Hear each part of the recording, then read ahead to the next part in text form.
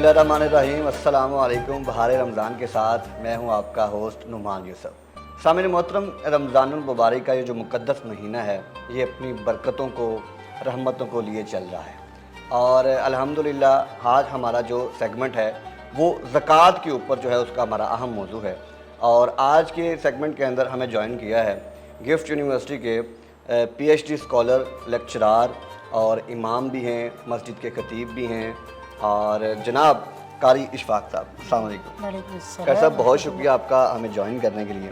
खैर साहब, आपको पता है कि हमारे पाकिस्तान के अंदर, दूसरे ममालिक की दुनिया, पूरी दुनिया के अंदर जब रमज़ानुल मुबारक का महीना आता है तो ज़कात के ऊपर जो है ना वो बड़ी उसके ऊपर बड़ी नज़र रखी जाती है और लोगों के अंदर तकसीम भी की जाती है।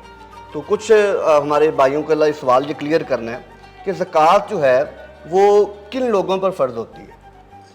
बिस्मिल्लाहिर्रहमानिर्रहीम। नुमान साहब, बहुत शुक्रिया आपका, आपने अपने इंटरव्यू में मुझे दावत दी अपने प्रोग्राम में। बहुत शुक्रिया जी, ज़कात के हवाले से हमें कुछ चीज़ें समझनी हैं कि सबसे पहले हम ये समझ लें कि ज़कात के माना क्या हैं। तो ज़कात के लफ्ज़ी माना पाक करने के हैं या बढ़ाने के हैं।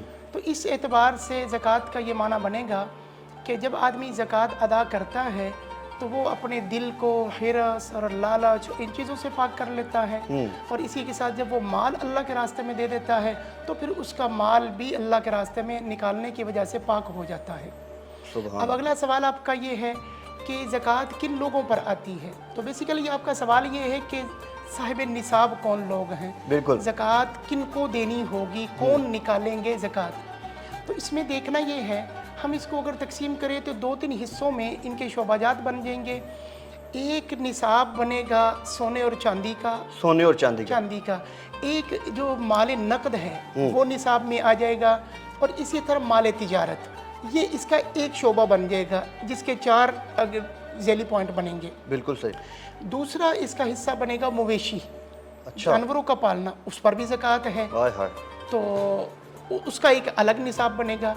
और तीसरी चीज़ आती है जो हमारे पास ज़मीन है, ज़मीन अर्ज़ है, तो उस पर जो ज़कात है उसका फ़िक़ी ज़ुबान में नाम तो उसका उशर है, हकीकत में वो ज़मीन की ज़कात ही होती है। अच्छा, अब हम वापस आते हैं, हर वो शख्स जो मुसलमान है, आकिल है, बालिग है, आज़ाद है, साहिब निसाब है, तो उसके माल में से 2.5 यानी 2.5% के एतबार से साल में एक बार ज़कात निकालना फ़र्ज़ होगा।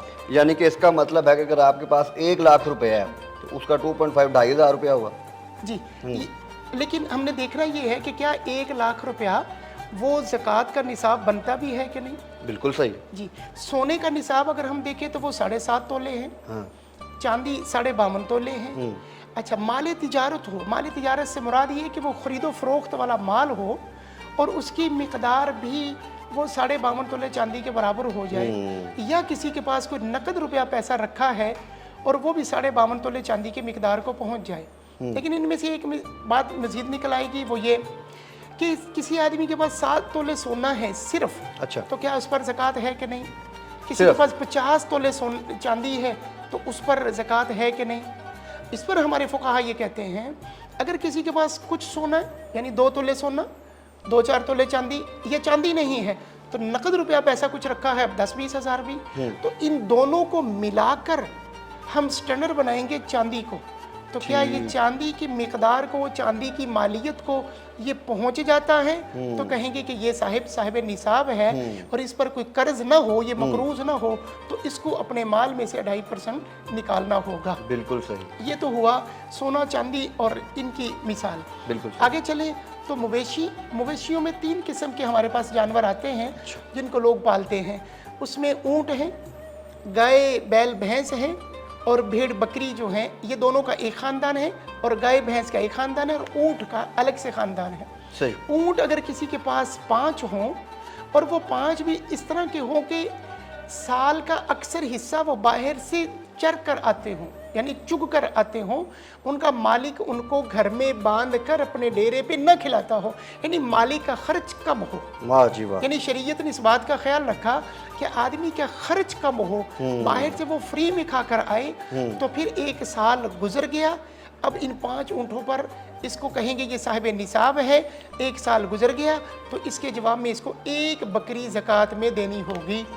10 اونٹوں پر 2 بکریاں، 15 پر 3، 20 پر 4، 25 پر آگے چل کر اچھا اونٹوں قاری کے صاحب، نام چلیں۔ یہاں پہ میں ایک سوال آپ سے یہ کرنا چاہوں گا، کیا وہ اونٹ اس مالک کو فائدہ بھی پہنچاتے ہوں گے؟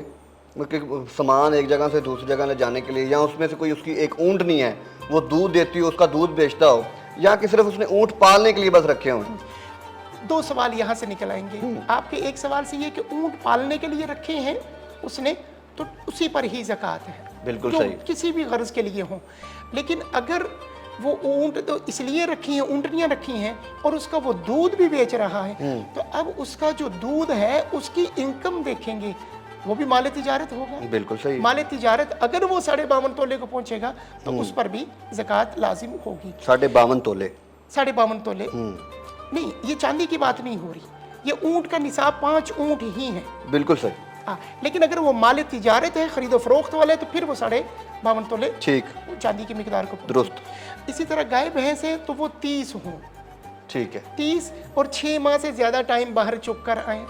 ان کو ہم فقہی زبان میں سائمہ، سین کے ساتھ سائمہ جانور جو 6 ماہ سے زیادہ ٹائم باہر سے چک کر آتا ہو، اس کا مالک اسے باندھ کر بہت کم کھلاتا ہو، تو 30 گائے بھینس ہو جائیں، یا خالی بھینس ہو جائیں، یا خالی گائے ہو جائیں، یہ نر ہو جائے، یہ مادہ ہو جائے، کچھ بھی 30 کا عدد ہے، اس میں چھوٹے بڑے ملا کر، تو اس پر 1 سال کا جو گائے یا بھینس کا بچہ ہوگا، جس کو طبیعن یا طبیعتن کہتے ہیں فقہی زبان میں، وہ دینا ہوگا۔ پھر اس طرح 45 پر جا کر وہ 2 سال کا ہو جائے گا۔ بالکل صحیح، یہ سلسلہ اس گائے بھینس کا ہوگا۔ تیسری چیز اس میں بھیڑ بکری ہے، یہ ان میں بھی نر اور مادہ جو بھی 40 کی مقدار تک تو کوئی زکوٰۃ نہیں ہے۔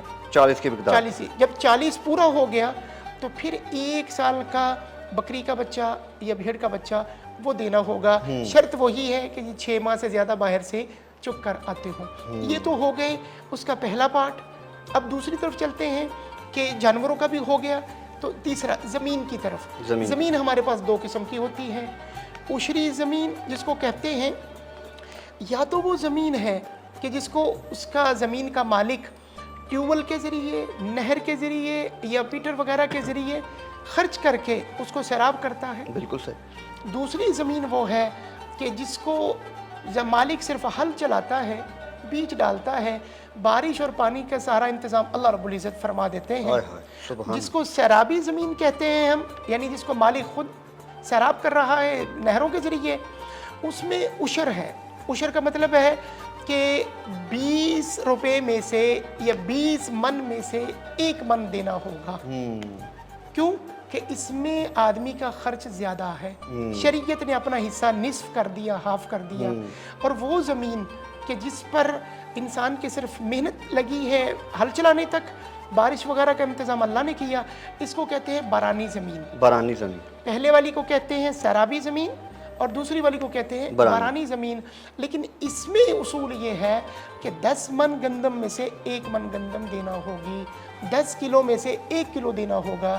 یعنی خرچہ کم ہے تو شریعت حصہ زیادہ لے گی، اگر بندے کا خرچہ زیادہ ہے تو شریعت اپنا حصہ کم لے گی۔ ٹھیک ہو گیا، بہت شکریہ قاری صاحب، آپ نے بڑا اچھا جو ہے زکوٰۃ کے اس سوال کو ایکسپلین کیا ہے۔ سامعین محترم، زکوٰۃ کا جو معاملہ ہے یہ بڑا حساس معاملہ ہے۔ اگر آپ کو معلوم نہیں کہ آپ کا جو مال ہے یا آپ کا جو زمینی جائیداد ہے وہ اس کے اوپر کتنی زکوٰۃ بنے گی، تو ایز سون ایز پاسبل جو ہے اپنے قریبی علماء کرام سے رابطہ کریں، ان سے بات چیت کریں، تاکہ آپ کے زکوٰۃ کا جو مسئلہ ہے وہ حل ہو سکے۔ اب تک کے لیے اتنا ہی، اجازت دیجیے، اللہ نگہبان۔